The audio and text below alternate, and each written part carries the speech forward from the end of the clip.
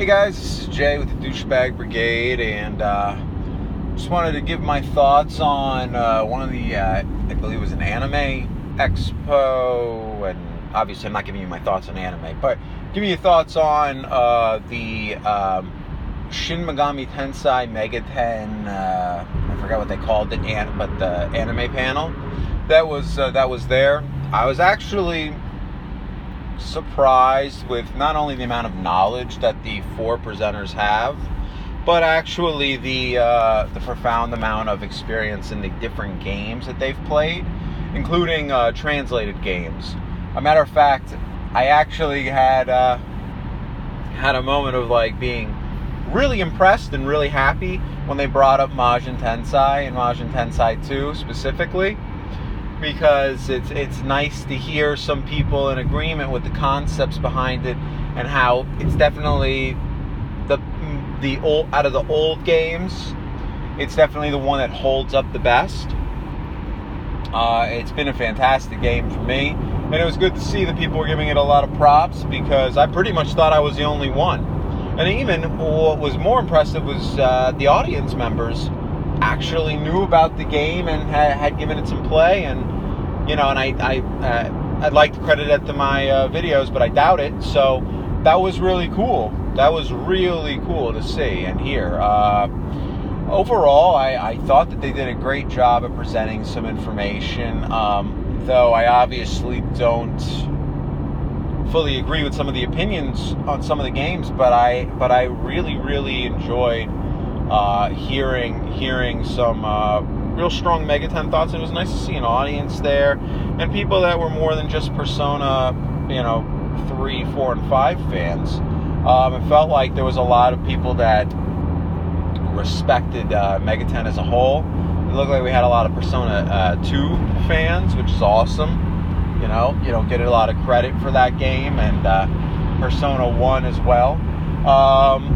There was discussions about, the introductory games into the whole series. They had these cool little quiz things where they showed that Namco actually created the original Megami Tensei game, which isn't really, if I'm correct, it's not the RPG. It was like a kind of like an overhead third-person view. Almost like an action RPG, if I'm correct and not mistaken, by Namco, before they were Namco. And, it was a cool panel. They gave some interesting explanations to what their favorite games were, how they felt that the genre and the company Atlas that holds them is moving as a whole. They gave some information on DX2, the mobile game, which I really haven't had a lot of discussion on, because I don't know. I guess I should. I just haven't gauged where people's interests are within it. I played it when it first came out for a few weeks. I was interested, and my interest waned because, well, it doesn't really give me the full experience that I expect when I play an SMT game. However, it was addicting momentarily. I did have fun playing it. But then you kind of take a step back, because when you've played as many SMT games as I have, and Mega 10 games as a whole, you kind of expect more than just panels and then a battle, panels and then a battle, panels and then a battle. And that's coming from someone who's playing the strategy RPG games that they have for Majin Tensei, the Devil Summoner. That is a lot of that. But there's a little bit more... I like having free range, and I don't know, it feels a little limited. Obviously, there's some of the gacha money-making pieces to the mobile game. That is not to say you shouldn't play it, especially if you have not played an SMT game. You should play this game, because it gives you, especially if you haven't played Nocturne, because it gives you that 3D model presentation that it's beautiful, and it really says something about the games as a whole. I mean, it's gorgeous. The models of the demons, they're really well put together, and you're so cheated in Shin Megami Tensei 4 and Apocalypse with the models, as far as them being stagnant and not 3D polygon, full motion pieces.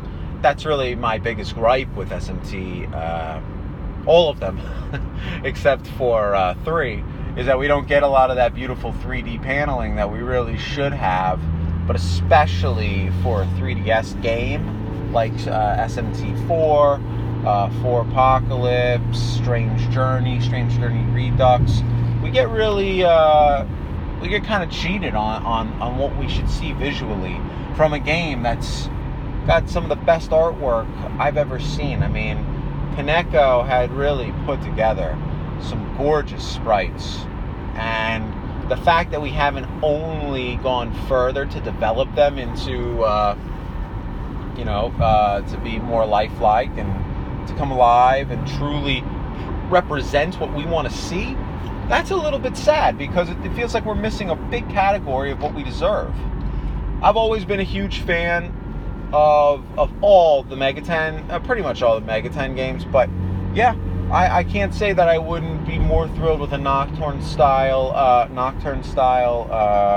SMT3 presentation when it comes to the battles and what we see on stage. Now, a game like Devil Survivor, it has its charm, and Strange Journey even has its charm. I mean, remember, these were games originally for a DS, and that made more sense. But when it comes to the 3DS, I mean, 3D's in the name.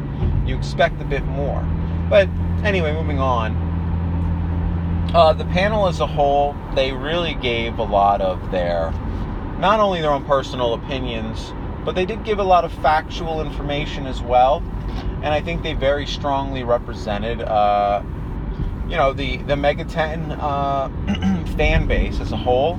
I think they answered a lot of questions that wanted to be asked. They brought up SMT5. They gave their most honest information that they felt they could to give without being misleading. And I certainly respect the being candid.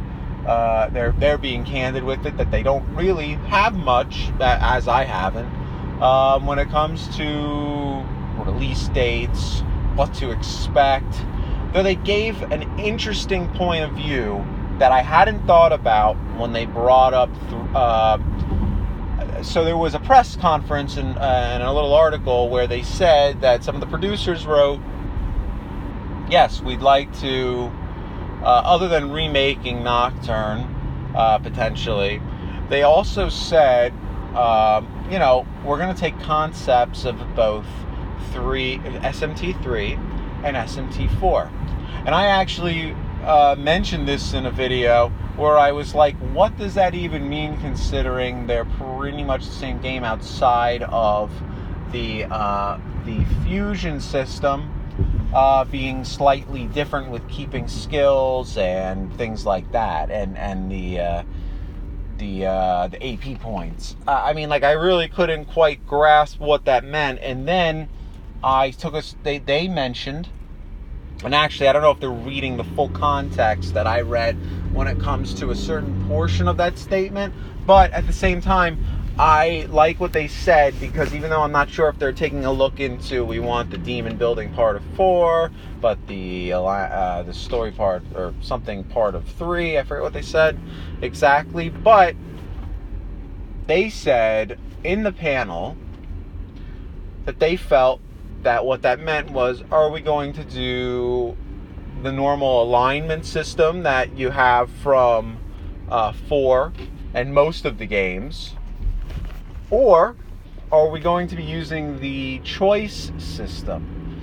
And I thought that was an interesting point that they made, because when I actually went back, that's right, Nocturne isn't really, it is alignment, but in a way it's kind of like, what are your desires / choices / wants? It was like, what faction do you want to go with? And that was an interesting call. Now, do I agree and think that's what they meant? Only because the context that they didn't really mention had more to do with, from what I already said, it had a little bit more to do with the demon building portion, and like they were specific on what they wanted to take from each one, even though in my opinion they basically were saying gibberish because you do both those things in both games. But oh well.